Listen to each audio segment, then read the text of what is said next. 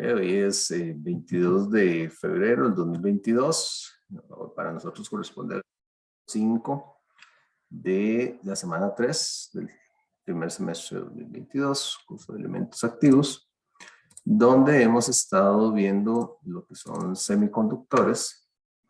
Hoy cerramos propiamente ese tema, que es el que nos da toda esta parte de semiconductores, la que nos da bases pues para la comprensión de los temas siguientes, que son los dispositivos semiconductores, pues que están basados en muchos de los principios que estamos viendo acá. Entonces, para entender adecuadamente cómo funcionan esos dispositivos, pues ha sido toda esta parte que hemos venido trabajando. Básicamente lo que vamos a ver hoy son los fenómenos que se llaman de arrastre y de difusión, que son los fenómenos físicos principales por los cuales los semiconductores pues logran efectivamente realizar pues los procesos de conducción. Y eso es lo que justifica mucho pues lo que vamos a ver después para entender propiamente los distintos dispositivos. Entonces, básicamente son fenómenos que tenemos en los dispositivos cuando tenemos semiconductores tipo P, tipo N, ¿verdad? Entonces tenemos este tipo de movimientos de carga. Uno, pues por la distribución no uniforme, bueno, tal vez no uniforme, pero sí diferente de portadores de carga que tenemos en un semiconductor tipo P respecto a un tipo N. Entonces, bueno, ahí hay un movimiento natural, pero que se ve complementado por otro movimiento, que es cuando le aplicamos un campo eléctrico a los semiconductores. Entonces, el conjunto de los dos fenómenos, campo eléctrico aplicado a semiconductores contiguos con diferentes tipos de concentraciones de materiales dopantes, es lo que nos va a dar el proceso controlado de conducción eléctrica, que es el que se necesita pues para transmitir información. Entonces eso es lo que tenemos ahí. Ok, entonces bueno, empecemos por acá. De momento lo hemos visto de manera muy cualitativa lo que es el transporte de portadores de carga, o sea, nos hemos dedicado a explicar pues, de manera cualitativa, sin tanto número, uno que otro número hemos visto en cuanto a composición de materiales semiconductores, pero no del movimiento de cargas. Y es un poco lo que queremos hoy, o lo que quiero hoy aterrizar por acá. Entonces, pues la corriente eléctrica sabemos que es el movimiento de cargas, ¿verdad? Electrones, huecos, iones también podrían moverse, ¿verdad? De hecho, en química uno ve corrientes que se dan de forma iónica totalmente, ¿verdad? Cuando, qué sé yo, en sales, por ejemplo, se tienen iones, que también los iones se mueven completamente, ¿verdad? Que son átomos que pueden tener, no, o sea, que no son neutros, sino que tienen cargas neta, total, positiva, negativa, ¿verdad? Y hay un desplazamiento. Entonces, pues eso también se da. La corriente eléctrica puede deberse a eso. Sin embargo, lo que más nos interesa a nosotros son las corrientes de electrones y de huecos, y esas son las que vamos a estar viendo. El dopado introduce cargas, y sabemos que introduce cargas neutras, ¿verdad? Lo estuvimos diciendo, cada átomo como tal es neutro, y cuando le agregamos el hecho de que tengamos, por ejemplo, electrones donadores, ¿verdad? Un electrón que no hace enlace covalente no quiere decir que el átomo como tal sea un ion, porque el átomo como tal tiene la cantidad de protones pues, que dan la neutralidad eléctrica. De igual manera, si tiene un faltante de electrones, de manera que quede un hueco de enlace covalente, ¿verdad? Tampoco significa eso. Entonces, bueno, tenemos ese fenómeno. Sin embargo, pues esos átomos donadores, ¿verdad? Por ejemplo, si son donadores, cuando ceden el electrón, pues se pueden ionizar positivamente, ¿verdad? Si este electrón pasa un proceso de conducción y se mueve, eventualmente, pues sí, podemos tener algún desbalance y se pueden ionizar. Eventualmente eso ocurre.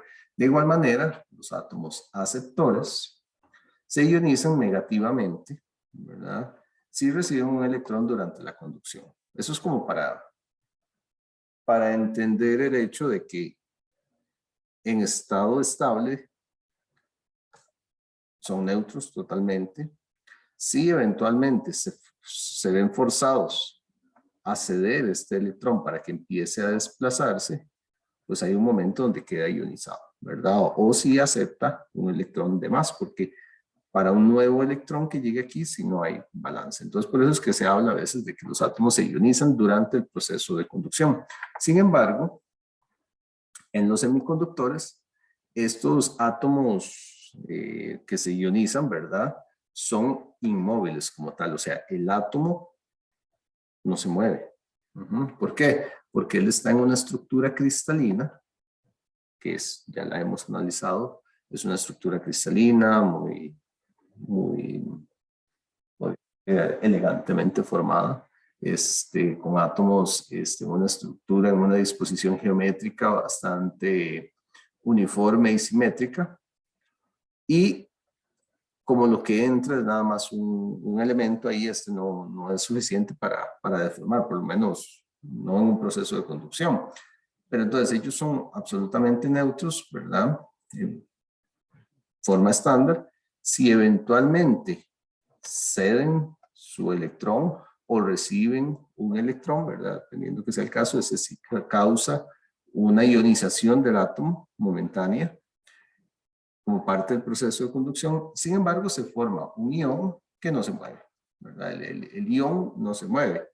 Se forma un ion, pero eso está cambiando, ¿verdad? En el momento en que, por ejemplo, si él entregó el electrón y participó en un proceso de conducción, y después dentro de ese proceso recibe otro electrón, pues vuelve a adquirir su neutralidad. De igual manera, si se recibe un electrón que rellena el hueco, ¿verdad? Causa ese ion momentáneo, y cuando se libera, pues se vuelve a la neutralidad, y es algo que está ocurriendo en el proceso de conducción. Pero esos iones son inmóviles, están en la estructura como tal, y entonces el átomo como tal, el ion, no contribuye al proceso de conducción.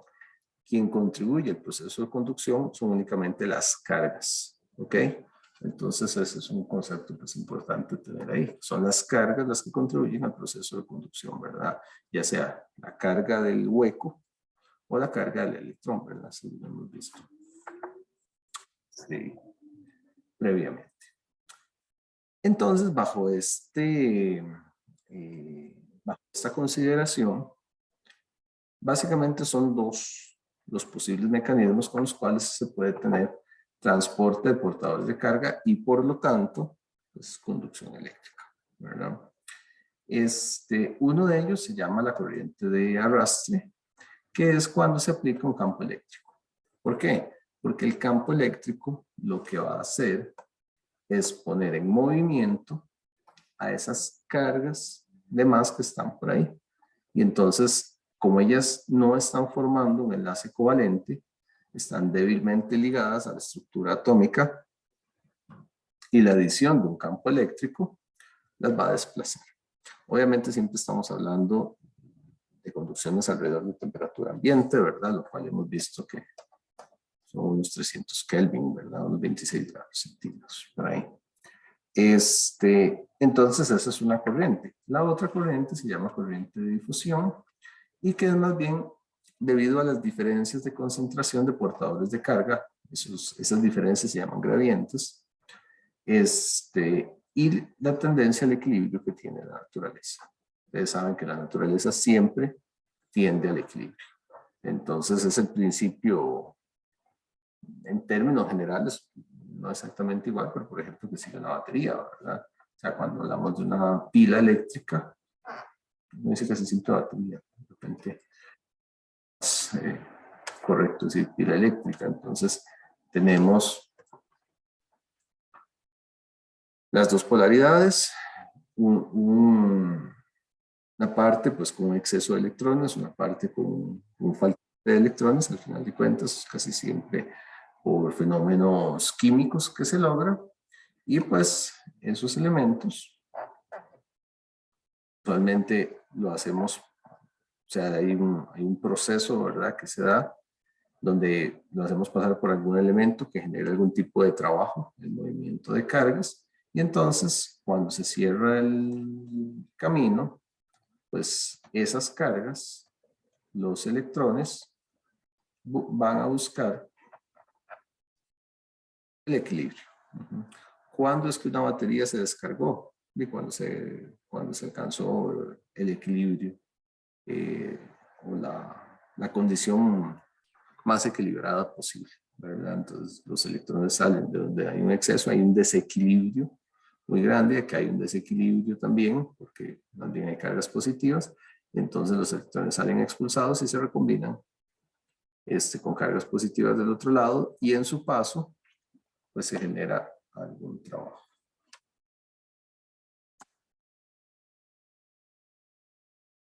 Increíble, siempre me pasa esto, y no sé cómo me pasa. Hay algo que no domino este programa. Siempre más me gusta, pero no sé por qué me estaba pasando eso y antes no me pasaba. No, disculpen. No había visto una vez. Si era, tengo que llevarlo al punto donde es. Perdón.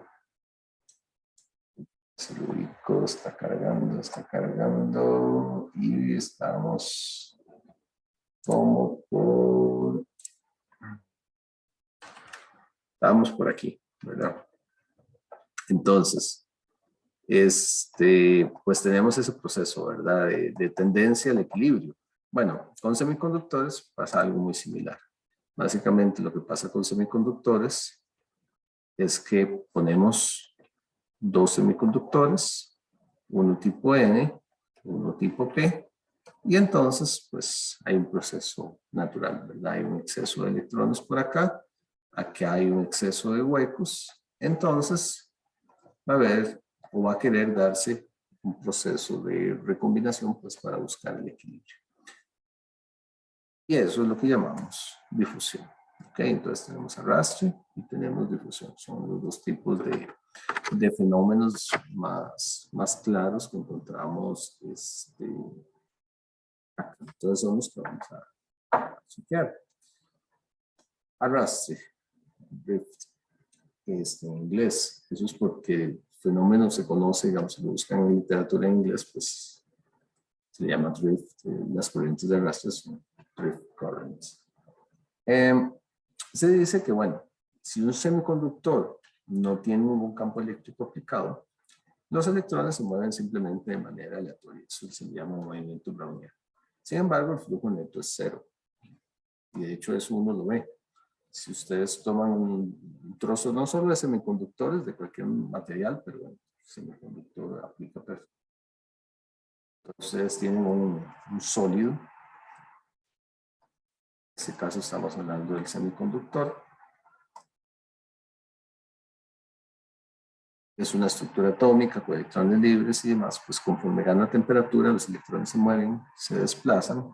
Entonces, si uno, por ejemplo, tomara esto que está acá y alimenta, por ejemplo, un osciloscopio,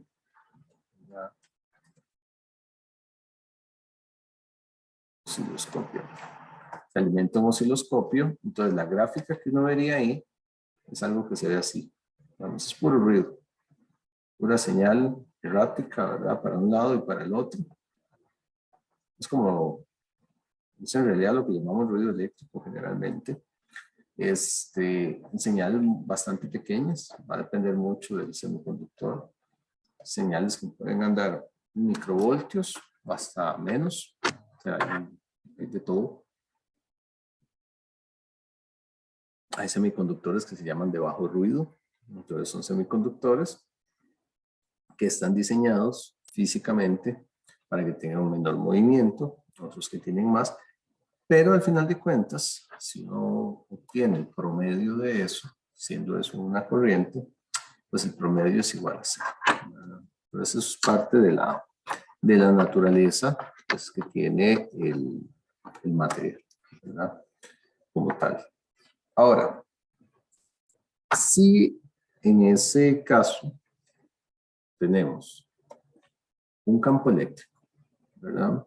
Que se lo aplicamos al sólido, en este caso el semiconductor, las partículas experimentan fuerzas. Los campos eléctricos producen fuerzas, ¿verdad? Como campos electromagnéticos en general, eléctricos, magnéticos, ¿verdad? Como un imán y demás. Y entonces las partículas que tienen carga experimentan fuerzas al ser sometidos acá, ¿verdad? Entonces, es una fuerza básica, masa por aceleración, que se da ahí, en el material. Entonces, por ejemplo, aplicar un campo eléctrico de esta forma hace que el electrón se mueva, y si el electrón se mueve, también se mueve hueco, ¿verdad? Uno va con otro. Ahora, si uno pensara en un electrón spito, ¿verdad? Totalmente aislado, cuando se le aplica el campo eléctrico, él tiene una aceleración constante,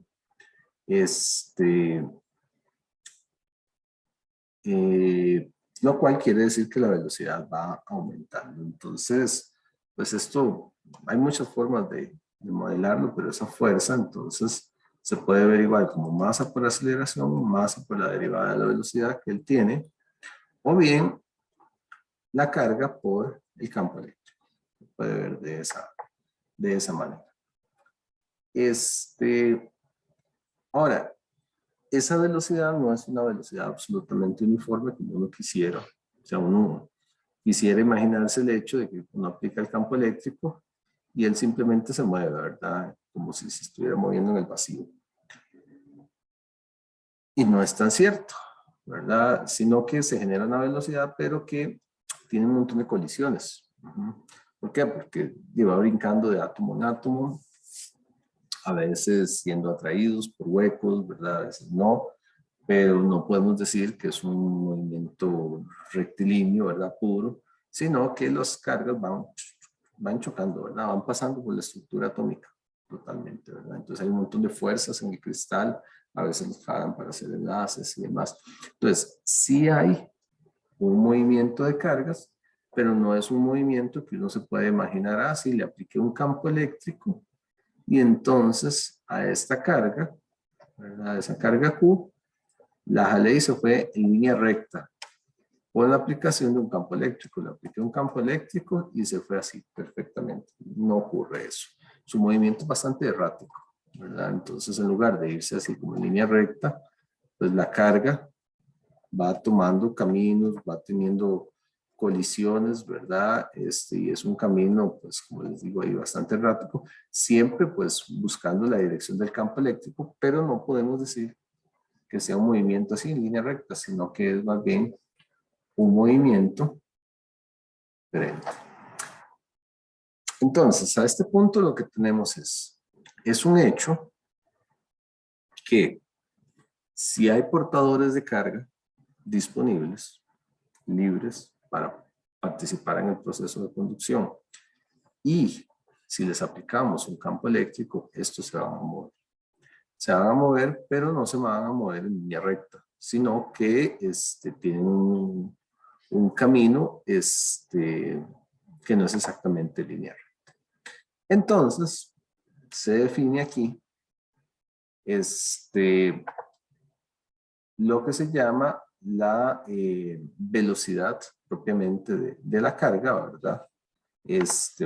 Acá, la velocidad de drift, por eso la de arrastre, o sea, la velocidad que se da por el arrastre del campo eléctrico, que está dada por lo que se llama la movilidad de la carga por el campo eléctrico aplicado. Entre más alto sea o más intenso sea el campo eléctrico, esa movilidad es mayor. Tiene unidades de centímetro, bueno, puede tener muchas unidades, pero se suele medir entre centímetros por segundo, ¿verdad? Pues una velocidad que está dándose ahí. Entonces, mu n, o mu, Es una constante que es la movilidad de electrones en silicio, 1350 centímetros cuadrados sobre volts segundo. Esto es porque aquí tenemos centímetros cuadrados sobre volts segundo, ¿verdad? Esto es de mu. Y cuando yo multiplico por el campo eléctrico, que son volts metro o volts, bueno, unidad de distancia, ponerlo como centímetro, ¿verdad? Obviamente hay que hacer las constantes adecuadas. Se me puede ir esto con esto, ¿verdad? Y me quedan los centímetros sobre segundo. Entonces, la constante se refiere a la movilidad de la carga. Generalmente, pues, desde el punto de vista de electrones, se ve así. Para el silicio, por ejemplo, 1350 centímetros cuadrados volts segundos, ¿verdad? Cuando multiplique por campo eléctrico, pues ahí me queda claro. Con los huecos también ocurre, pero la movilidad de los huecos es más baja. Es menor que las de los electrones. De hecho, bastante menor. De hecho, si lo ven acá, es bastante menor, ¿verdad? No exactamente 3 veces, pero bueno, más de 2 veces. 480 centímetros cuadrados sobre el segundo en silicio. Lo cual quiere decir que los electrones son más lentos, los huecos, perdón, son más lentos que los electrones. Los electrones son más rápidos que los huecos. Eso se da porque generalmente en los procesos de conducción, pues lo que se mueve fácil es el electrón. Entonces, apenas se le aplica el campo eléctrico, los electrones que están disponibles empiezan a moverse. Y no precisamente se van moviendo ocupando huecos, ¿verdad? Porque si tenemos electrones disponibles en la capa de conducción, simplemente van pasando por la banda de conducción de los distintos elementos sin ocupar huecos. Entonces a veces ocupan y a veces no. Entonces, bueno, por ahí más o menos uno puede entender eso. Entonces, esta es la velocidad de arrastre que experimentan las cargas. Pueden ser para electrones, si se usa la movilidad del electrón, o puede ser para huecos, ¿verdad? Si se utiliza la movilidad. Esas constantes son constantes, pues, como les he dicho, cambian con los procesos de fabricación, varían un poquito. ¿Okay? Entonces, bueno, eso ahí es importante, pues, tenerlo en cuenta. Ok. Bien. Ahora, entonces, de aquí se entiende lo que es la corriente de arrastre, digamos. Lo que vimos acá es el fenómeno de arrastre. El fenómeno de arrastre es básicamente aplicación de un campo eléctrico y desplazamiento de cargas pues, por la acción del campo eléctrico. Si se le aplica o si lo generalizamos y empezamos a ver un montón de cargas, ¿verdad? Eso se llama una corriente de arrastre. De acuerdo con la ley de Ohm, pues la corriente fluye cuando se aplica ese campo eléctrico, ¿verdad? Entonces se aplica el campo eléctrico, bueno, representado ahí. Vean aquí, por ejemplo, ¿verdad? Aquí tenemos más menos, el campo eléctrico va hacia el menos, y entonces los electrones vienen aquí, donde está el exceso de electrones de la fuente, ¿verdad? Se proporcionan nuevas cargas acá, y hay un desplazamiento, ¿verdad? Entonces se desplazan cargas, electrones para un lado y huecos para el otro. Básicamente eso es lo que tenemos ahí. Y se establece a partir de ahí una densidad de corriente de arrastre, esa J. Es una densidad de corriente, recuerden las densidades de corriente, entonces son amperes sobre metros cuadrados, sobre metro cuadrado.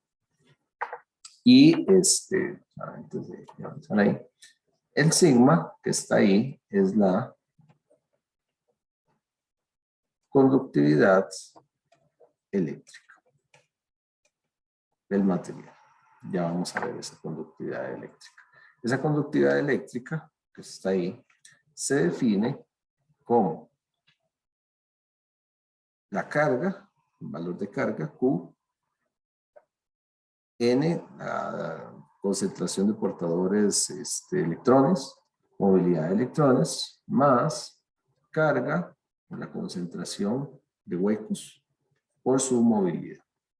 La suma de ellos dos es la que contribuye propiamente al proceso de conducción. Entonces, la conductividad está dado de esa manera.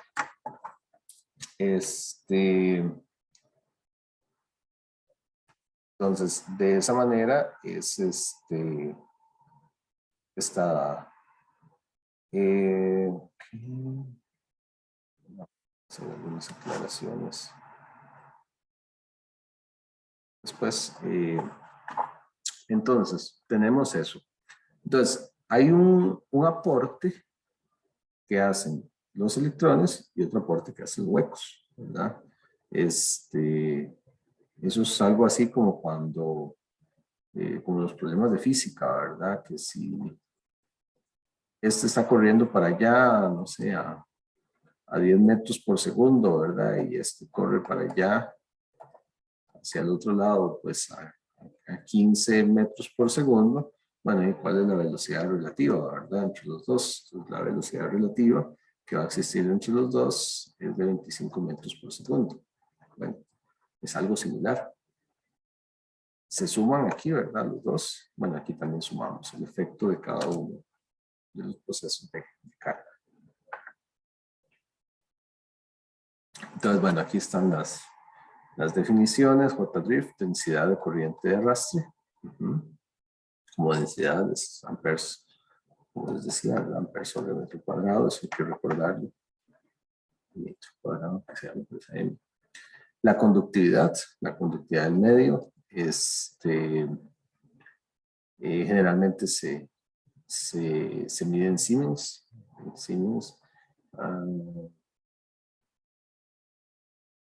Ahí.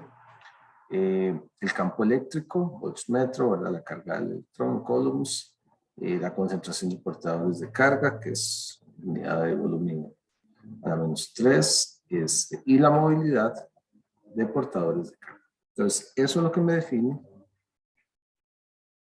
la corriente de arrastre. Ojo que esto es una densidad de corriente de arrastre, ¿verdad? Pero ya uno dice que esto lo define porque recuerden que J, al ser una densidad, son amperes sobre metro cuadrado, ¿verdad? Entonces, si eventualmente yo tengo eso, por ejemplo, un conductor cilíndrico, un semiconductor, que sea, ¿verdad?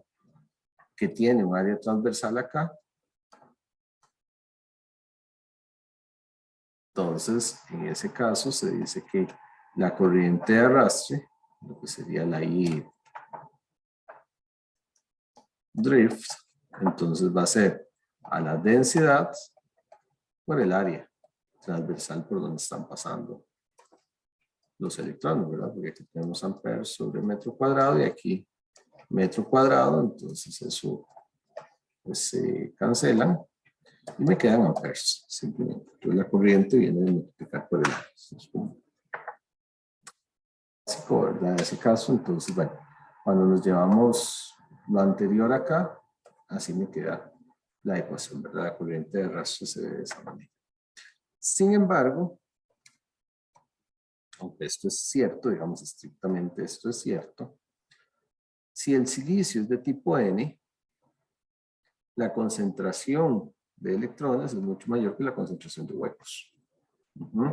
Y por ley de acción de masas, que estuvimos viendo anteriormente, pues si es tipo N, donde suben la concentración de electrones, baja la concentración de huecos, ¿verdad? Entonces, claro, cuando uno compara,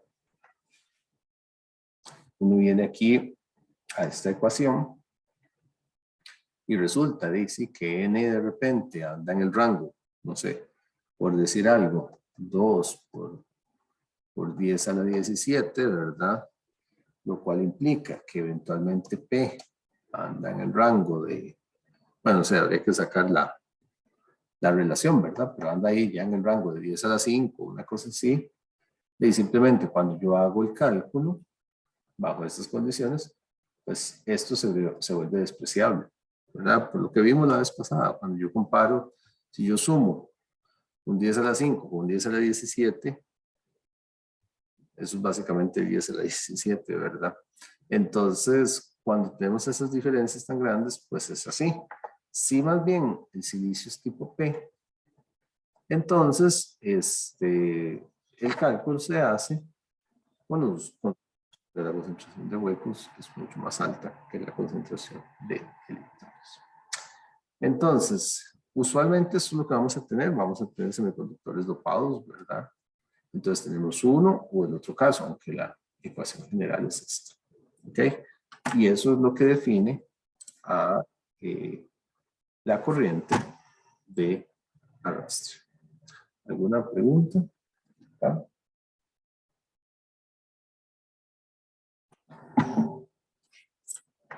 Ok, ahora, algunos conceptos por ahí. Bueno, si no hay campo eléctrico, pues el electrón tiene un movimiento aleatorio, ¿verdad? Tiene una velocidad, lo que se llama una velocidad promedio, y listo. Bueno, ese es el movimiento, ¿verdad? Que tenemos.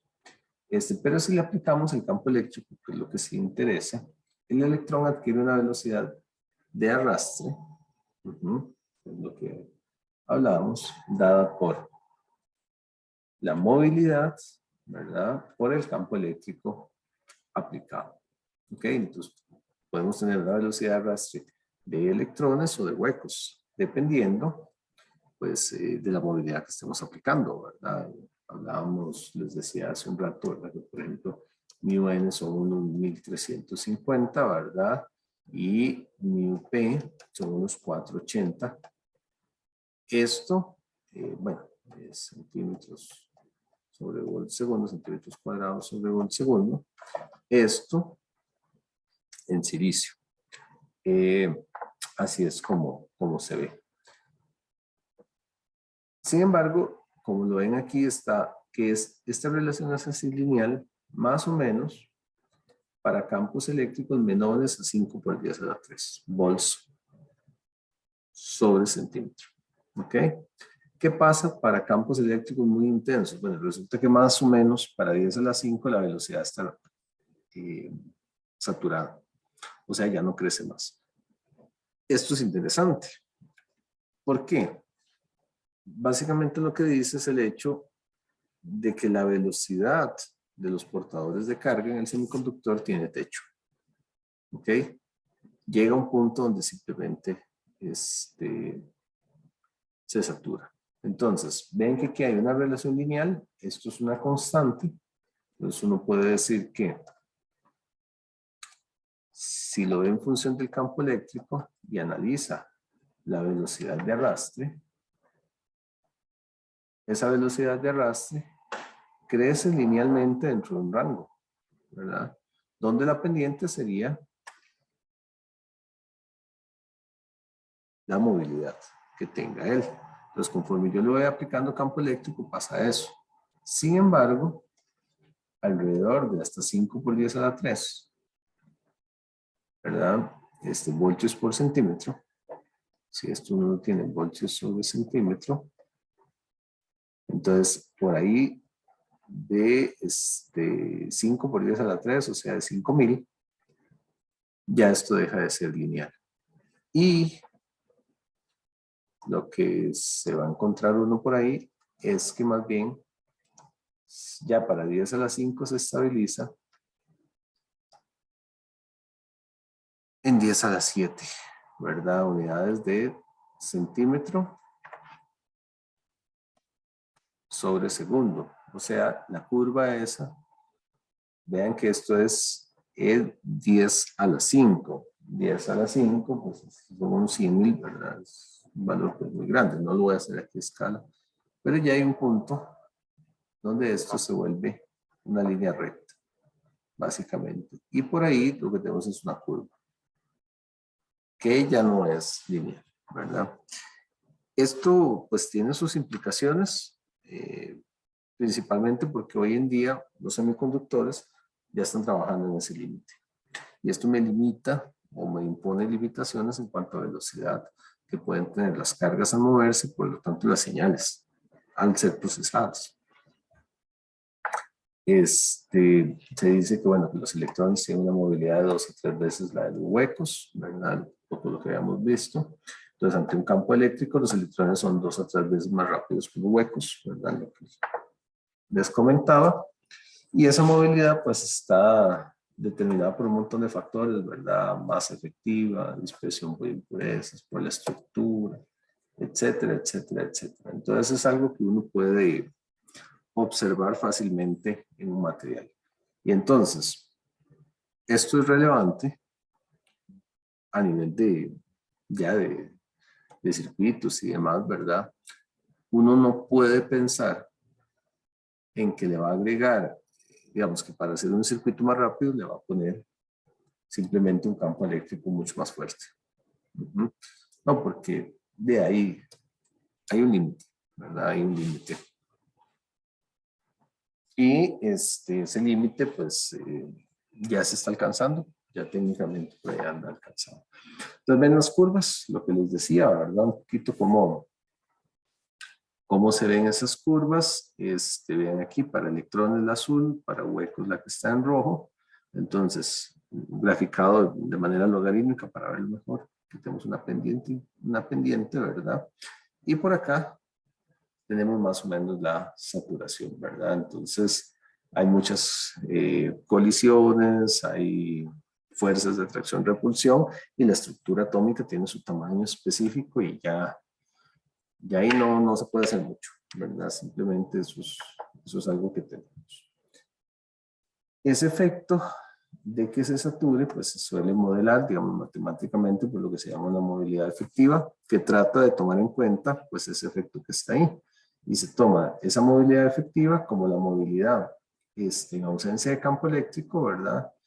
Más un término, ¿verdad? El campo eléctrico se pone acá, donde hay una constante B que es igual a la velocidad sobre lo que se llama la velocidad de saturación, que es la constante, ¿verdad? Que está ahí, que se determina de forma experimental. Entonces, si nos llevamos eso a la ecuación que teníamos, ¿verdad? Teníamos que la velocidad es movilidad por campo eléctrico.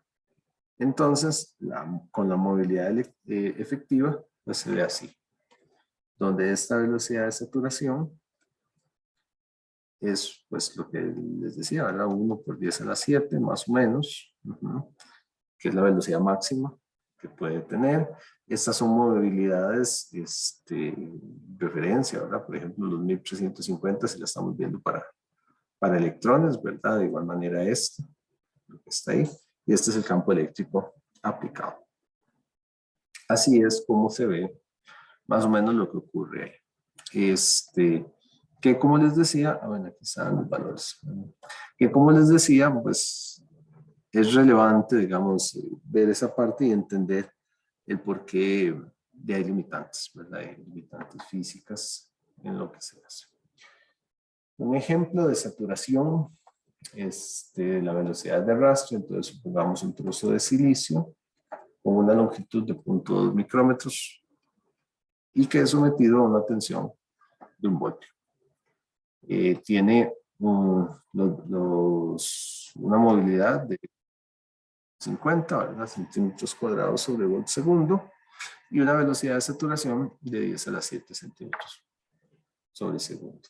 Entonces, bueno, determinar la movilidad efectiva bajo esas condiciones. La movilidad efectiva, la ecuación que veíamos hace un momento. Entonces, bueno, primero el campo eléctrico son volts, bueno, son volts metro o volts centímetros. Se puede poner casi siempre volts centímetros, como se acostumbra. Entonces, si yo agarro esto, bueno, lo acomodo adecuadamente, nos va a quedar 50 kilovoltios por centímetro. Entonces, ahora sí, la movilidad efectiva, ¿verdad? Es el valor constante, digamos, que se reporta, está ahí, el campo eléctrico 50K sobre la velocidad de saturación. Y de ahí se obtiene que esa movilidad efectiva pues son 174 centímetros cuadrados sobre volt segundo. Lo cual es relevante. Vean que estábamos hablando de que, por ejemplo, los electrones, si tienen una movilidad de 1350 centímetros cuadrados sobre el segundo. La efectiva llega a 174. ¿Okay? Entonces, es un valor que difiere bastante, ¿verdad? Hoy en día, los dispositivos operan en velocidades de saturación con longitudes menores a 10 nanómetros. ¿De dónde sale el 10 a la 3? Supongo que del 50 kilovoltios. Es el que está aquí. Que son 50 kilos sobre centímetro. Pura vida. Pura vida. Entonces de ahí sale el 50 kilos. Ahí hay que tener cuidado con las unidades, ¿verdad? En este tipo de cálculos que se cancelen adecuadamente, ¿verdad? Aquí no está el ejercicio full, pero 1350, ¿verdad? Entonces tenemos ahí centímetros al cuadrado sobre volts segundo.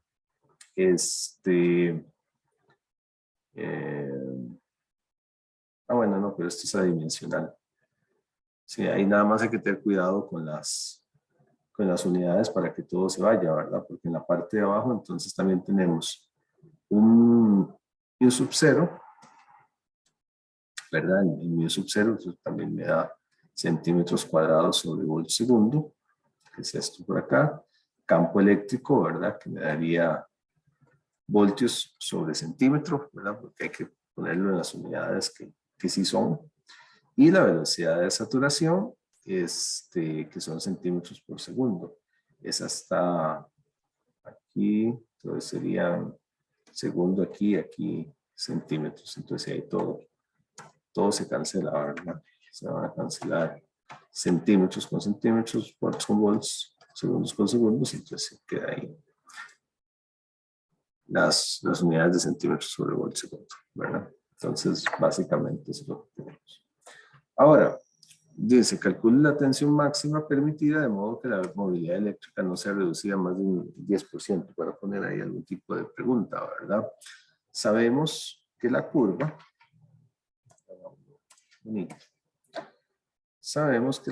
por lo que les mencionaba hace rato, ¿verdad? Es como así, ¿verdad?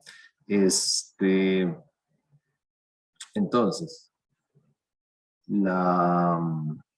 esto de la velocidad, ¿verdad? Con respecto al campo eléctrico. Entonces, algo que sí es claro es que la pendiente de esto es esa movilidad. Pero conforme yo me voy moviendo para acá, la movilidad se reduce.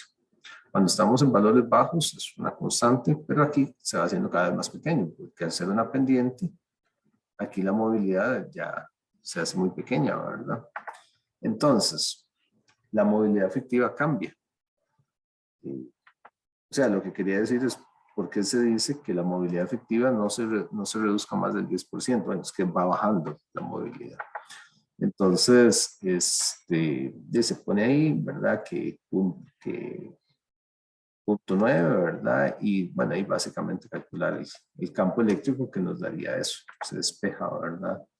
Nada del otro mundo, 823 por centímetro, ¿verdad? Entonces, para el caso en el que estamos, un bloque de 0.2 micrómetros, ¿verdad? Bueno, entonces es el campo eléctrico. Y entonces se despeja, ¿verdad? El campo eléctrico es igual a voltios sobre distancia. Entonces, como lo que se pide es el voltaje, entonces queda campo eléctrico por distancia. Simplemente. Entonces, es esto, la distancia es 1.2, ¿verdad? Y ya teníamos este valor, entonces se multiplica, ¿verdad? Tenemos 0.2 micrómetros, 0.2 que están ahí, se ponen las unidades para que queden centímetros con centímetros, ¿verdad? Es relevante. Y el voltaje son 16.5 milivoltios. Entonces, con eso se logra eso que está ahí. Aquí lo que quiero rescatar es la importancia, digamos, de entender adecuadamente por qué es que se habla de que se reduce, ¿verdad? Y no de que aumenta. Entonces, por el tipo de curva, ¿verdad? que se maneja ahí, de aquí la pendiente es esa movilidad. Eso es que está puesta en esa fórmula. Ok, ¿alguna pregunta por parte de ustedes?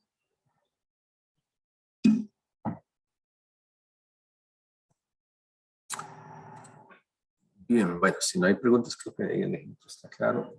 Es como la parte más, un poquillo más pesadilla. Pues bueno, hagamos la pausita acostumbrada y ya casi, ahorita seguimos. Vamos a estirar piernas, descansar un poquito y ya casi nos vemos. Ok.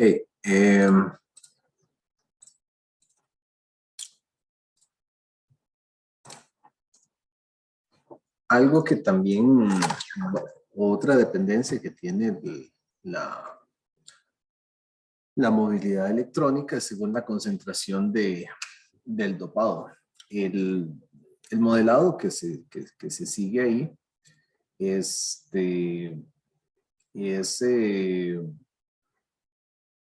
pues es una ecuación, ¿verdad? A partir de un mínimo y se da de esta forma, ¿verdad? Un min, la movilidad mínima más la movilidad, la constante de movilidad, ¿verdad? Entre dos relaciones de concentraciones de dopantes. Esa nada más como, igual, para tener ahí la referencia, algunos valores, no es todo en realidad. Simplemente vean lo que ocurre efectivamente con el dopado, ya sea ND o NA, ¿verdad? Ya sea por donadores o por aceptores que se dan, conforme crece el dopado, ¿verdad? Es algo que vemos acá, N crece, la movilidad tiende a bajar. Lo cual es algo interesante, ¿verdad? Algo curioso de ver, pero ¿qué es lo que ocurre? Entre más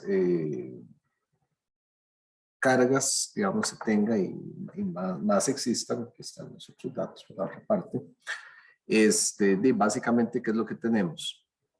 Más elementos que chocan, ¿verdad? Es como tirar más carros a la calle. Tenemos las carreteras, usted anda solito en la calle, usted se mueve muy bien. Si tuviéramos las carreteras que tenemos y uno estuviera solo, solo anduviera un carro, ¿verdad? Podríamos de repente hasta tener Ferraris para andar aquí. Pero entre más elementos tengamos, la movilidad se reduce. Entonces, esto, digamos, la relevancia que yo quiero que vean acá es que el proceso de crear semiconductores es un balance muy delicado, ¿verdad? No hay absolutos en el sentido de que uno pueda simplemente campo eléctrico indefinido, pum, ¿verdad? Mejor semiconductor, no. Agregue la cantidad de dopantes exagerada, tampoco, ¿verdad? De hecho, teníamos el problema de que incluso si dopábamos mucho, podíamos tener un semiconductor degenerado, que se nos hace un aislante o que se nos hace un conductor, ¿verdad? Y pierde las propiedades. De igual manera, la movilidad se reduce. Entonces, son características interesantes que lo hacen a uno ver lo delicado que es el proceso de dopado, ¿verdad? Entonces, eso es interesante. Luego, bueno, la movilidad se reduce con la temperatura, ¿verdad? Aquí están movilidad de huecos, movilidad de electrón, se reduce con la temperatura. Eso también es bastante lógico, ¿verdad? Con la temperatura, las partículas se mueven más y si baja la temperatura se mueven menos. Entonces eso es bastante lógico. Estas gráficas, esta ecuación no le pongan mucha atención. Aquí es más que todo el concepto. Las anteriores un poquito sí, esta no le pongan tanta atención. No la solemos evaluar. Esto es más que todo el concepto. Esto sí, el concepto sí lo quiero pues que lo retengan por ahí, que eso es importante. Luego, los semiconductores tienen resistividad, así como una resistencia, ¿verdad? También, que es la resistencia al flujo de corriente. Ya podemos deducir que los semiconductores pues tienen resistividad, ¿verdad? Es bastante lógico. Si no, las movilidades aumentarían indefinidamente y demás. Se dan unidades de ohms metro y es el inverso de la conductividad, ¿verdad? Es el inverso de la conductividad, que eso es importante. Son inversos, o sea, rho es igual a 1 sobre sigma. No depende de las dimensiones físicas del material, ¿verdad? Por lo menos la forma en que se está viendo, por algo son ohms metro, sino que depende de sus características físicas. Entonces, así como un metal tiene una menor conductividad, ¿verdad? El semiconductor tiene más conductividad y luego, conforme nos movemos a los aislantes, pues aún más resistividad, perdón. Bueno, voy a ordenar los pensamientos. Si hablamos de resistividad, un aislante tiene más resistividad, un semiconductor una resistividad media y un conductor una resistividad básica. Y al revés es para la conductividad. Un conductor tiene más alta conductividad, el semiconductor conductividad media, un aislante conductividad baja, por ser inversos. Está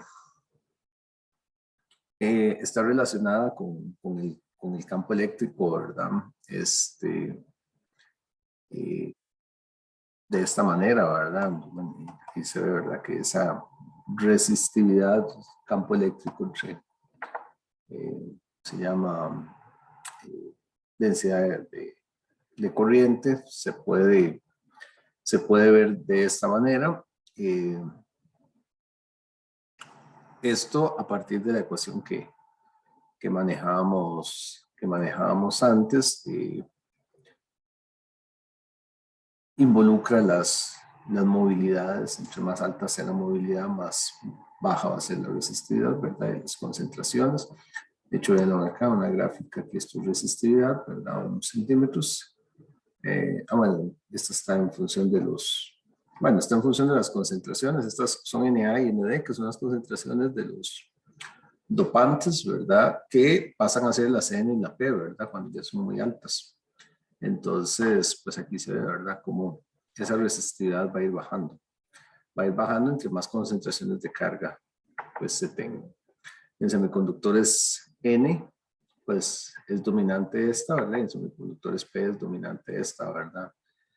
Por lo que explicábamos hace rato, ¿verdad? Que el semiconductor es N, pues N es mucho mayor que P, y en P, pues P es mucho mayor que N.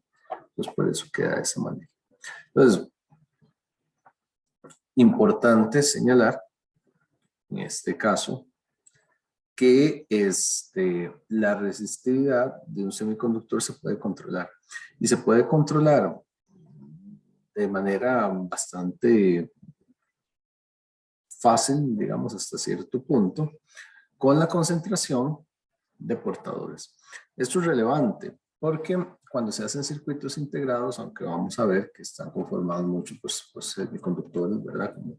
Como diodos y transistores, que son elementos meramente semiconductores, también con el cálculo de la resistividad es posible hacer resistencias muy bien controladitas. Entonces, esto es sumamente importante porque digamos que abre toda una gama de diseño de circuitos integrados. O sea, el circuito integrado puede tener los elementos semiconductores como diodos, transistores y demás, pero también puede tener elementos pasivos, resistivos, ¿verdad? Como una resistencia. Y entonces eso sí es muy, muy, muy, muy relevante. Y luego, pues más adelante también, pero no es tan difícil de imaginárselo, uno hace una placa semiconductora, ¿verdad? Otra placa semiconductora, llena una de cargas positivas, llena otra con cargas negativas. Le puede poner, por ejemplo, aquí dióxido de silicio, ¿verdad? Que hablábamos que es un excelente aislante.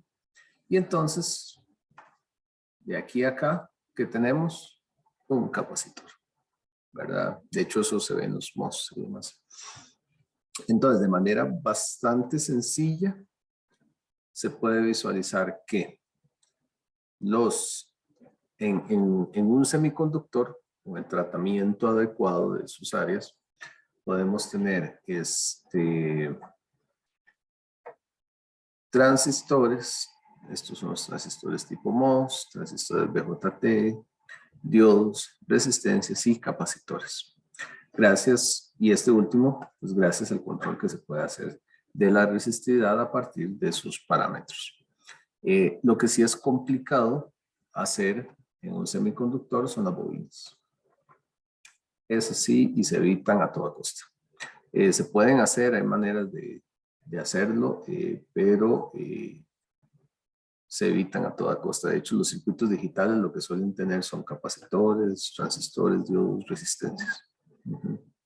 Y bueno, no vamos a entrar en detalle aquí cómo se hace en una bobina, pero son complicadas en el proceso de manufactura. Bueno, más o menos se puede ver, ¿verdad? Hay un conductor ahí,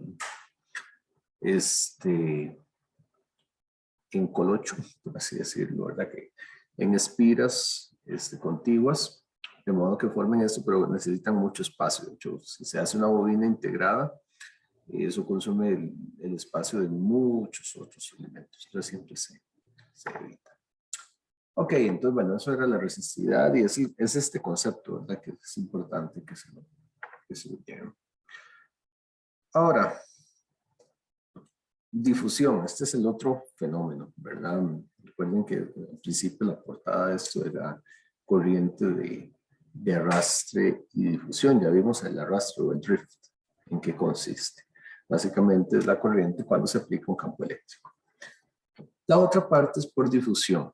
La difusión es un proceso natural, debido a que la naturaleza tiende al equilibrio, ¿verdad? Y con concentraciones diferentes, pues la naturaleza tiende a concentraciones. Entonces podemos tener altas concentraciones de electrones de un lado, menor concentración, ¿verdad?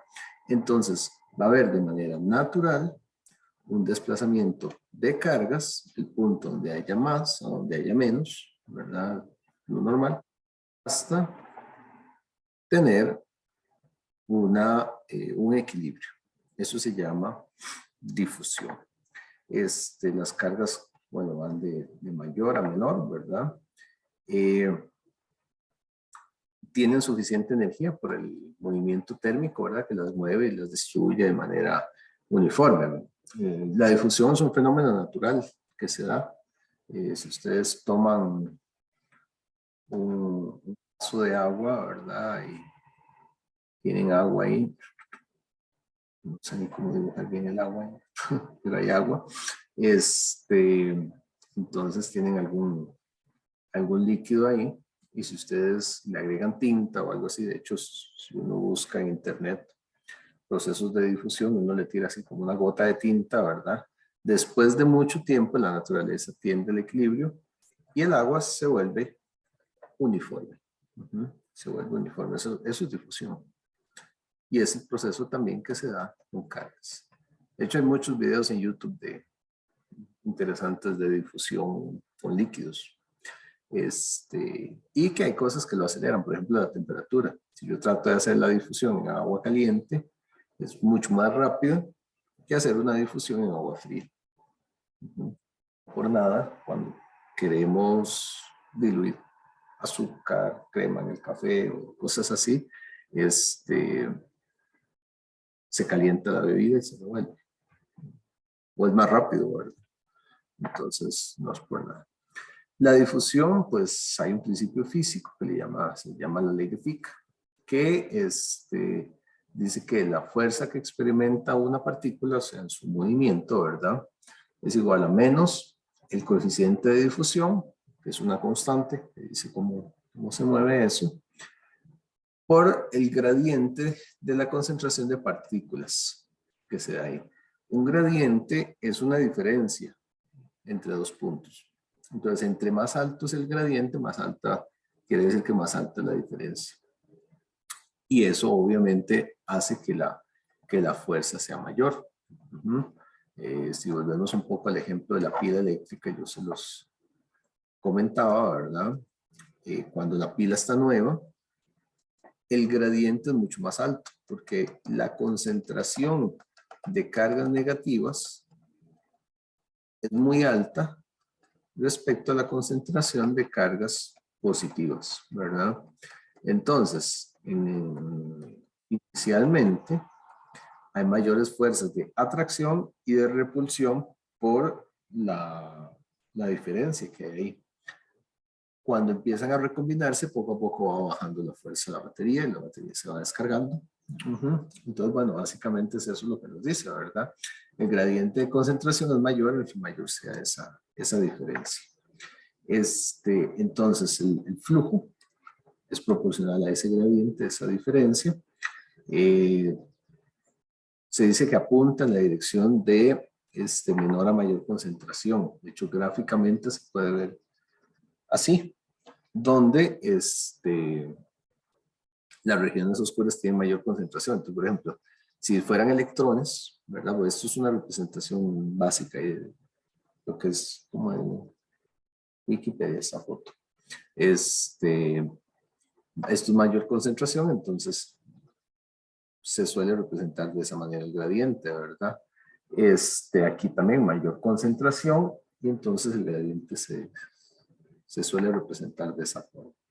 Matemáticamente, el gradiente es una derivada de la velocidad, ¿verdad? Del elemento que se tenga. En este caso, concentración de partículas. Derivado en las distintas dimensiones. El resultado es un vector que nos dice, pues, precisamente la dirección, ¿verdad? Que va a tener. En el caso de semiconductores, como para llevarlo al caso de aplicación que queremos, entonces se dice que la densidad de corriente de difusión para electrones es igual a la carga, ¿verdad? Por el coeficiente de difusión, por el gradiente de electrones que hay ahí, ¿verdad? Por esa diferencia de carga.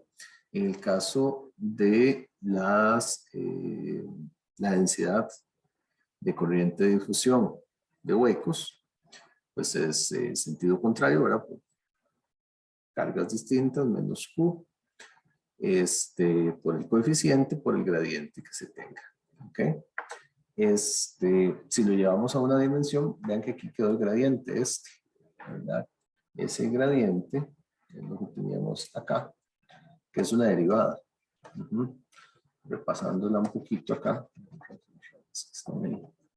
repasando un poquito la derivada, es la derivada respecto a cada una de los elementos, ¿verdad? Que están ahí en X, Y, Z.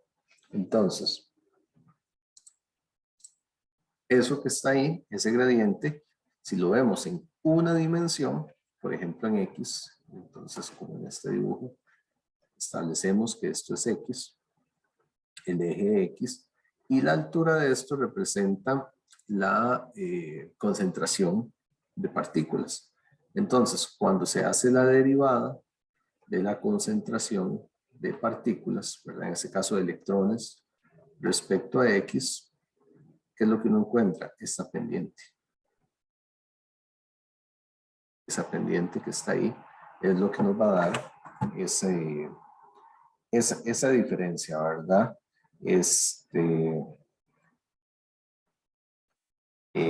¿Qué se tiene en ese caso?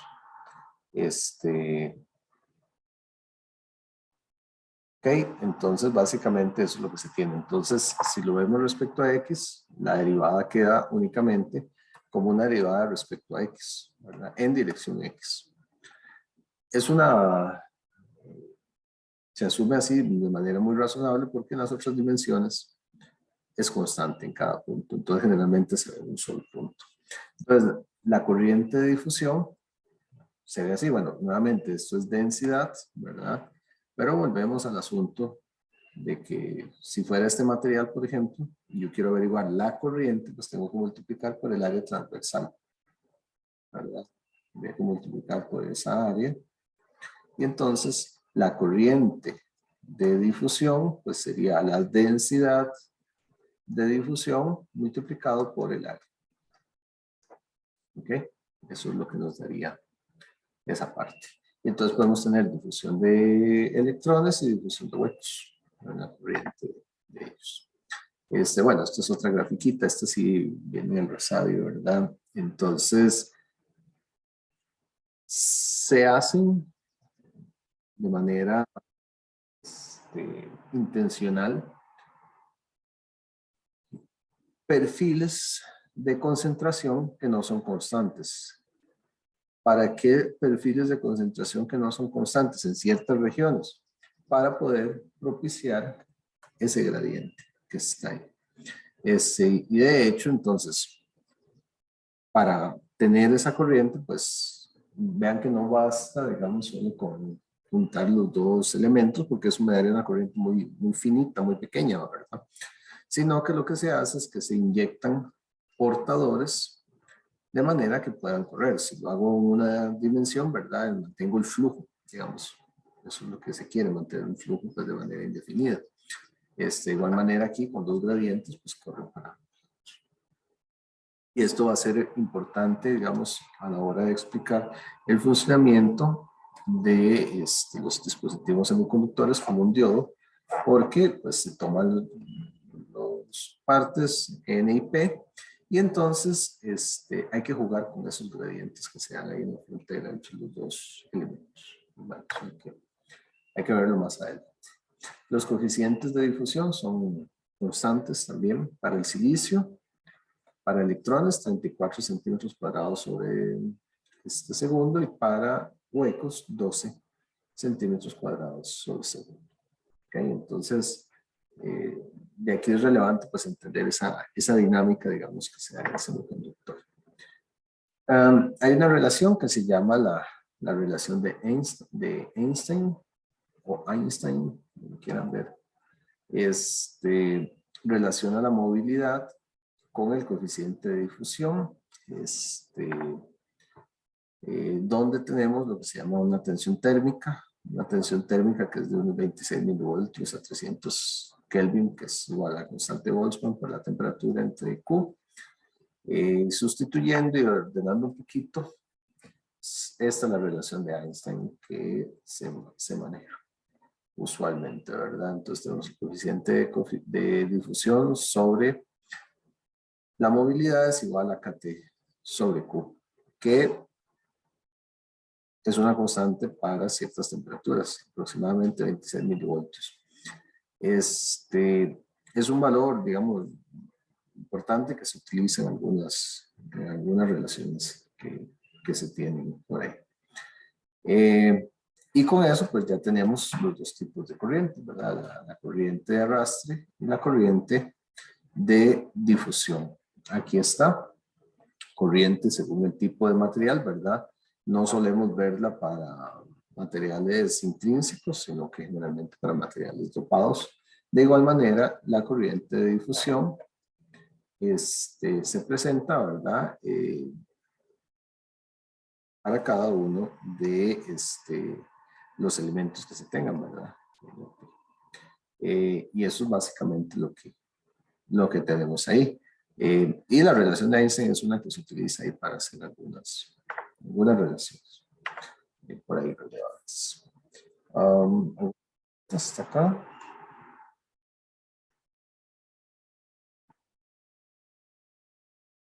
Ok, veamos un par de ejemplos con corrientes de arrastre. Arrastre es fácil recordarlo, ¿verdad? El campo eléctrico es el que arrastra las cargas. Entonces dice que una barra de silicio tiene dimensiones de 10 por 5 por 4 micrómetros, ¿verdad? 10 por 5 por 4 micrómetros. La barra está dopada de manera uniforme. Una concentración de huecos, o sea, P igual a 10 a la 15. Se aplica una tensión de 1 voltio entre las terminales según la figura, ¿verdad? Se aplica de aquí a aquí. Eso es importante porque entonces vamos a tener un campo eléctrico, ¿verdad? Acá, que está dado por ese voltio, 1 voltio sobre 10 micrómetros, ¿verdad? Ese es el campo eléctrico que vamos a tener ahí. Entonces se pide calcular la concentración de portadoras de carga minoritarios, eso por ley de acción de masas, la densidad de corriente de arrastre y la corriente total en la barra. Entonces ven que por un lado densidad, J, y la otra la corriente total, I. Y luego la velocidad de arrastre, la velocidad de drift de electrones y huecos. Entonces, con la concentración, ¿verdad? Los minoritarios, ¿verdad? Esta no se dice que esto sea mayoritario, pero con solo el número se sabe que es mayoritario, ¿verdad? Recuerden que el valor intrínseco anda alrededor de 1 por 10 a la 10. Entonces, según material no dopado, recuerden que N es igual a P, o es más o menos esto. La ley de acción de masas lo que dice es que NI cuadrado es igual a N por P. Entonces, anda así. Cuando yo ya veo una concentración al estilo de 10 a la 15, por fuerza, ¿verdad? Como es mayor de 10 a la 10, este es los portadores mayoritarios. Entonces, lo que uno calcula es los portadores minoritarios. Nuevamente, aquí no se dice nada de la temperatura. Si no se dice nada, siempre vamos a asumir 300 Kelvin. Siempre, siempre, siempre lo vamos a hacer de esa forma. Entonces, la concentración, ¿verdad? De portadores mayoritarios son huecos. Entonces, P es igual a NA, 10 a la 15. Portadores de carga, pues son centímetro cúbico. Por ley de acción de masas, sacamos los minoritarios, ¿verdad? Entonces, el NI al cuadrado, 10 a la 20, entre 10 a la 15, 10 a la 5, ¿verdad? Ahí está. Primer caso. Ahora, la densidad de corriente de arrastre. Ya teníamos esas fórmulas por ahí, entonces la densidad de corriente de arrastre es esta. Nuevamente, si nos volvemos a los valores que acabamos de calcular, ¿verdad? Tenemos que huecos son 10 a la 15. Electrones son 10 a la 5. Entonces, cuando yo me vengo acá y digo, electrones son 10 a la 5. Huecos son 10 a la 15. ¿Verdad? Estos valores, aunque son distintos, bueno, aquí no se dio, pero estos son 1350, estos son 480, ¿verdad? No es la gran cosa, ¿verdad? Como para que hagan diferencia. Ley aplica los dos, la carga es igual para los dos, pero entonces cuando uno ve estas grandes diferencias, uno lo que dice es, la contribución de esto es prácticamente nula. Entonces, al eliminar que es lo que les acabo de decir, pues nos queda la corriente de esta manera, ¿verdad? Porque son 10 órdenes de magnitud, es muchísimo. Entonces, simplemente así.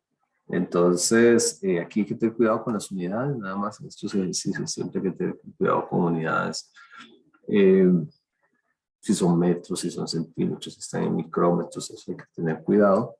Entonces, la carga, Q, 0.6 por 10 a la menos 19 coulombs. P, 10 a la 15, ¿verdad? Estaba dado. La movilidad, 480, esta es la de huecos. Y lo que les decía, el campo eléctrico es 1 voltio sobre 10 micrómetros, ¿verdad? Básicamente eso es lo que se tiene ahí en ese caso. Para poder hacer el cálculo. Ahí hay que tener cuidado con eso, ¿verdad? Vean que aquí se toma el cuidado de que esto está 1 voltio sobre 10 micrómetros y esto está sobre centímetros cuadrados, ¿verdad? Esto se ve aquí, ¿verdad? Centímetros a la menos 3 quiere decir centímetros a la 3 abajo, ¿verdad? Estos dos se van a cancelar aquí, pero por aquí tengo que tener cuidado que me queden igual, ¿verdad? A mí particularmente a la hora de ponerlo en calculadora, y yo generalmente lo envío al SI totalmente, ¿verdad? Le quito los prefijos ingenieriles, bueno, incluso los que no son ingenieriles, centímetros no es ingenieril, los ingenieriles son milímetro, micrómetro, ¿verdad? cada 10 a la menos 3 o 10 a la 3. Pero bueno, se hace el cálculo, entonces ahora sí, ¿verdad? Ya tenemos acá los valores correctos que, que se manejan acá. Entonces, aquí, ¿qué vamos a tener? Vamos a tener centímetros cuadrados, ¿verdad? Se van a ir con 2 de acá y me van a quedar, abajo me van a quedar centímetros cuadrados, ¿verdad? Se me van los de arriba, pero aquí me queda 1 centímetro y aquí otro centímetro. Entonces vamos a tener centímetros cuadrados. Voltios se van a ir con voltios por ahí. Y aquí me quedan coulombs arriba.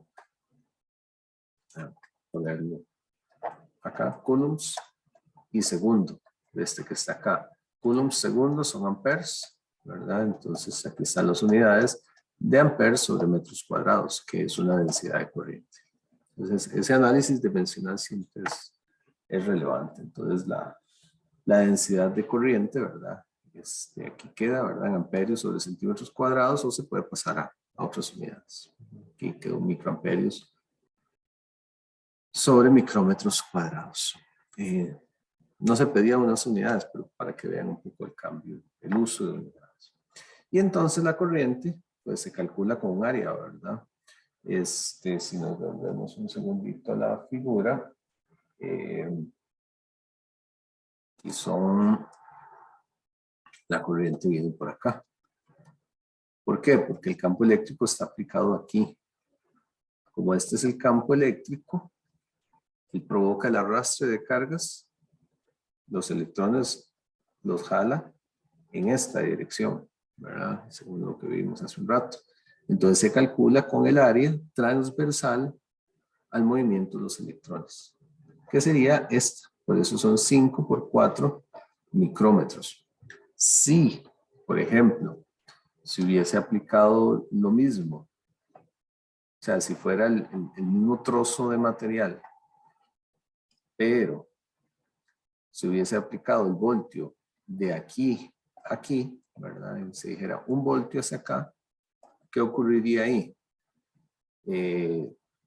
Bueno, el campo eléctrico puede ir para acá o para acá, no se indicó la polaridad, pero da lo mismo, ¿verdad? Que vaya para un lado o para el otro. De igual manera aquí lo importante es que iría para acá. Entonces, si el campo eléctrico fuera para allá,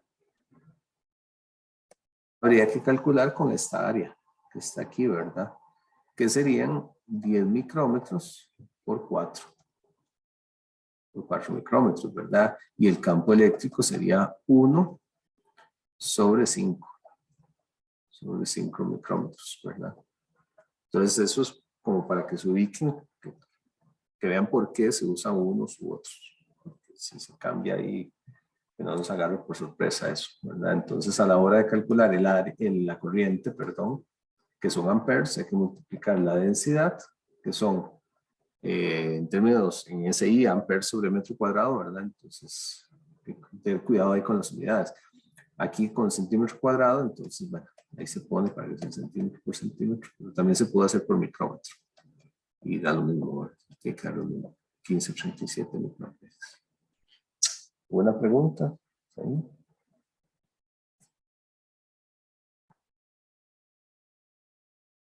Ok, veamos acá la velocidad de arrastre. La velocidad de arrastre, entonces, que era lo otro que se pedía. Se tienen los valores, estos son los valores que se tenía, la velocidad de saturación ya se conoce, ¿verdad? En este caso, bueno, la fórmula se puede usar siempre, ¿verdad? Lo que se dice es que hay que usarlo forzosamente si el término es mayor que 0.1, lo que está ahí, porque eso lo que hace es que la velocidad pues varíe significativamente por aquello de las curvas que son como así, ¿verdad? La pendiente va bajando. Entonces, en este caso, el campo eléctrico, ¿verdad? Se pone, es 1 kilovoltio sobre centímetro, 1 voltio sobre 10 micrómetros. Y la velocidad de saturación 10 a la 7.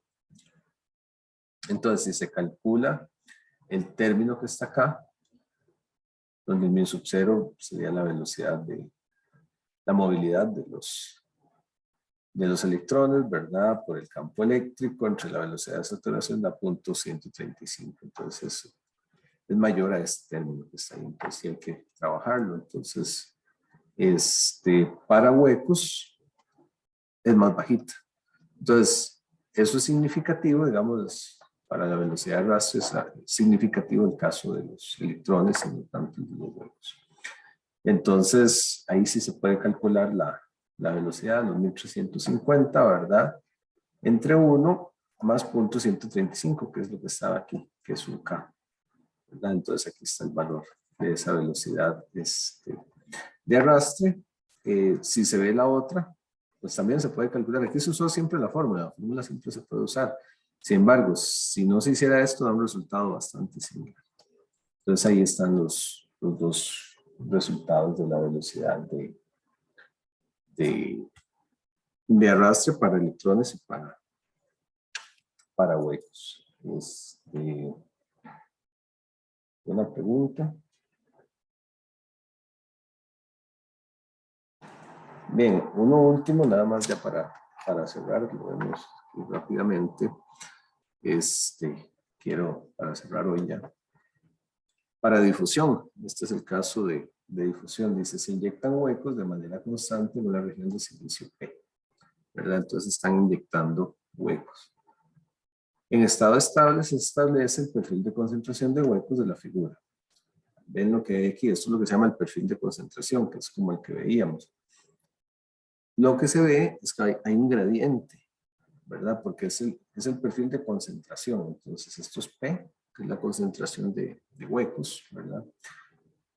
Con una dimensión, ¿verdad? O respecto a una dimensión, que no importa, ¿verdad? Eso le llamamos X.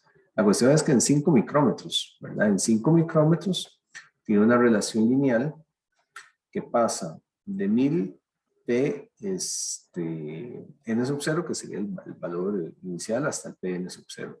Ese N sub 0 está relacionado con el dopado del material. Entonces, es lo que se llama la concentración de huecos. Entonces, lo que sí es definitivo es que hay un gradiente, ¿verdad? Entonces, si hay un gradiente, vamos a tener una corriente de difusión. Entonces, se pregunta por la magnitud, dirección, unidades de gradiente de concentración. Ese gradiente va a ser la derivada, básicamente. La derivada que vamos a tener aquí va. Y la derivada es la pendiente de esto, ¿verdad? Entonces ahí está sencillo, más que todo el concepto. Y luego, pues, por la corriente. Entonces, vean acá, eso se calcula en realidad fácil. Silicio tipo N, ¿verdad? La concentración 10 a la 16, que es la que se daba aquí. La concentración que se tiene. Por lo tanto, bueno, los portadores minoritarios, ley de acción de masas, 10 a la 4. Todo bien ahí. Entonces, el gradiente de concentración es la derivada de la concentración que tengamos, ¿verdad? Respecto a la coordenada que está ahí, digamos, esto aquí sería la derivada de P respecto a X, que ustedes saben que las derivadas, ¿verdad? Se puede ver como una razón de cambio, como esto lineal, de uno entre otro, ¿verdad? Al final de cuentas, pues es la pendiente de esto, lo que les decía. Esto que está acá es la pendiente. Aquí, bueno, se dice en X, no está indicado, pero esa sería la X, ¿verdad? Esa sería X. Entonces, tal vez se lo voy a añadir al gráfico. Añadirle esa. Entonces, simplemente se calcula la pendiente, ¿verdad? De 1000 pasa a P, bueno, de 1000 PN0, ¿verdad? Pasa acá, y aquí a 0.5, entonces la pendiente da ese valor, menos 999 sobre 5 micros, y esto era para huecos, ¿verdad? Entonces aquí teníamos los huecos, entonces la concentración inicial de huecos, donde dice el sub 0 es ese valor que está ahí, de la concentración original, digamos, que se tiene, y ese gradiente de concentración da pues menos 1,998 por 10 a la 10 sobre centímetro a la 4 en dirección X. Aquí le voy a agregar que esto es en dirección X. En una dirección puede ser XY. Aquí ahí falta indicar eso. Lo voy a agregar esa parte. Y ese es el gradiente de concentración. Y entonces la densidad de corriente de difusión de huecos por la formulita simplemente es corriente de difusión, ¿verdad? En este caso es menos Q por el coeficiente por ese gradiente. Entonces simplemente es la carga por que es una constante que ya la habíamos visto. Valores comunes y el valor que está aquí. Y entonces la densidad de corriente de difusión de huecos termina siendo ese valor que está ahí. 3.88 por 10 a la 8 amperes sobre centímetros cuadrados en X. Aquí tal vez lo relevante es eso, ¿verdad? Necesitamos que haya el gradiente. Por eso, digamos, si de entrada se les diera un perfil de concentración y se les dijera, no, es que el perfil de concentración aquí en X, ¿verdad? Ya sea para N o para P, para cualquiera de los dos, ¿verdad? Y se les dijera, es que ese perfil de concentración es así. ¿Qué es lo que uno puede decir de entrada? Lo que puede decir de entrada es, ok, no. Entonces, tanto el gradiente de P sería igual al gradiente de N, sería igual a 0, ¿verdad? Y si eso es igual a 0, la corriente de difusión es igual a 0, ¿verdad? Entonces no se puede. Lo que se necesita es el cambio. Por ahí hay algunos problemas, pero siempre es como muy conceptual, digamos. Por eso se usan así como línea recta para ver la pendiente, que es la derivada de lo que se maneja ahí, ¿verdad? No se usan cosas muy complicadas, más que todo es algo como tener ese concepto. No es necesario indicar ese más. De hecho, donde lo vi ahí yo, ese más no está haciendo nada ahí. No es necesario. No es necesario indicarlo. De hecho, incluso me dice la notita aquí de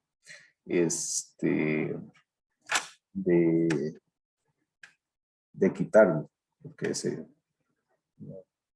no eliminar, o sea, no hay que indicarlo en realidad. No sé ni por qué está ahí. Pues, seguro tenía un menos y para dejarlo explícito, pero no hace falta. Okay. ¿Alguna pregunta? Ya está en la última.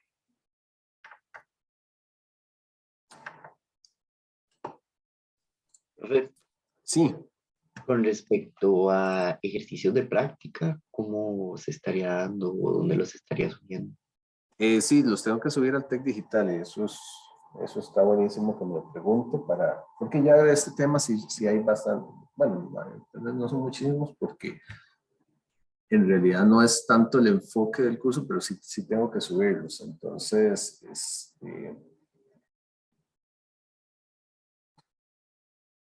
voy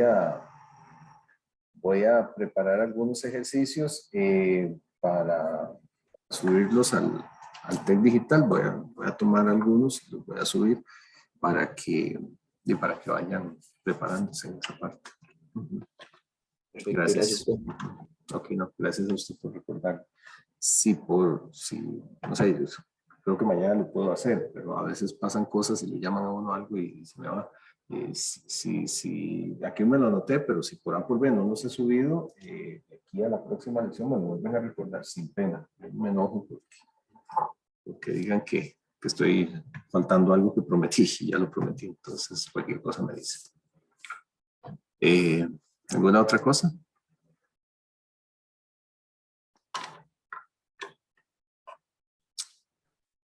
Sí, disculpe. Un par de preguntas. Claro. Estaba revisando aquí el TEC Digital en la parte de documentos. Esta presentación no la ha subido, ¿verdad? En el TEC ¿O está digital. subiendo en privado? Ujú. Déjeme ver. Hasta donde yo sé si la subí. Yo creo que a mí sí me Ah, sale, profe. sí, yo creo que sí está. Sí, es la que dice semiconductores extrínsecos. Es la, en el TEC digital. Es ay, perdón, ahí golpeé el micrófono. Es esta, la 1.2. Esa es la que está. Esa sí es la presentación. Sí, es lo que vimos hoy. Sí, sí está. Ok, gracias. Entonces, Ok, ahorita reviso eso. Y ok. otra preguntita. Ujú, claro. Las clases, profe, quedan grabadas, pero ¿en dónde las está subiendo o cómo? Es porque estaba buscando para repasar y tampoco las encontré. Igual en el TEC digital acá, en la presentación 0, que está ahí, hay una parte que tiene enlaces. Aquí están ahí donde dice YouTube, aquí. Ustedes abren ahí ese enlace y los lleva al canal, a una lista de reproducción. Ahí es donde las voy subiendo. Aquí están las lecciones. Ya hoy tengo que subir la de hoy. Ujú. Si tuviera algún problema que no le aparecen los documentos en el TEC digital, me escribe o algo así, si fuera o algo así, pero ahí están en el TEC digital. Entonces ahí sí los puede ver en la presentación 0 y también está en la descripción del grupo de WhatsApp del grupo. Ujú. Entonces ahí también lo puede ver. Ah, pura vida, profe. Es que revisé el grupo, el canal de YouTube, pero solo vi la parte de videos, no de las listas, entonces no lo vi. Pura vida. Ok, está bien. ¿Alguna otra cosita? ¿Pregunta, duda? Bueno, entonces si no hay nada más, pues ya cerramos por hoy acá. Que les vaya muy bonito, se cuidan y nos hablamos para el próximo jueves. Que estén súper bien. No, profe, muchas Hasta gracias. luego, profe, muchas gracias. Hasta Hasta luego. luego, profe. Buena tarde. Pura vida, Bueno, profe. pura vida. Gracias, Hasta profe. luego. Pura vida. Bueno, hasta luego. Gracias.